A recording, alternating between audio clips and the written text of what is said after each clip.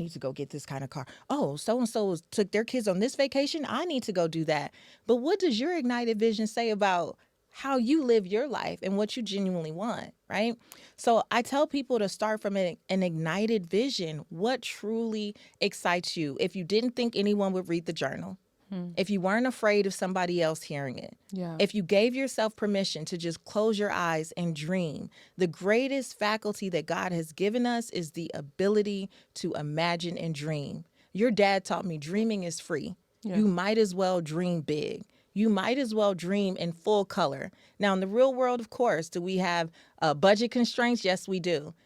Okay, but dreaming is free. Yeah. You can start there. You don't have to have the full version. You can start with a 1.0 version of it. But if you just stay consistent, our consistency is because we don't have anything we're truly devoted to. You can't be devoted to other people's ideas of what you should be or do. Because then every time life happens, every time the wind blows, you back in that corner sucking your thumb. But when it's your vision and you sold out for that vision, you will find a way. You will go around, you will go over, you will go under, you will bulldoze your way through if you have to, because that's your vision.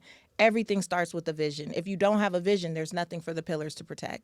If you don't have the vision. When we talk about abundance, right, in that vision, it comes with some alignment. And so how do we begin to get aligned so that that spark can be ignited inside of us, for us to be able to say, let me start to put some pillars in my life, put some pillars in place? What can we do? So we ask ourselves, again, better questions, right? So it can start with, if you're even thinking about the fifth pillar. So once you have that vision locked in, you can ask yourself, is this the mental and physical well-being of a person who lives like that? Patrice, I literally always ask people that same question in a very different way. You have a very great spin on that question. But like, really, I be cussing at people when I ask you certain stuff.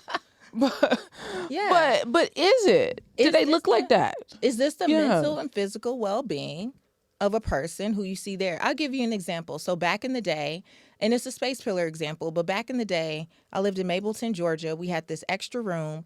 And at the time, I was like, I want to become an author. And in that room is where everything went to die, right? Amazon packages, laundry that didn't get folded, my daughter's extra toys, all the stuff was in there. But that was the room I was supposed to be writing in.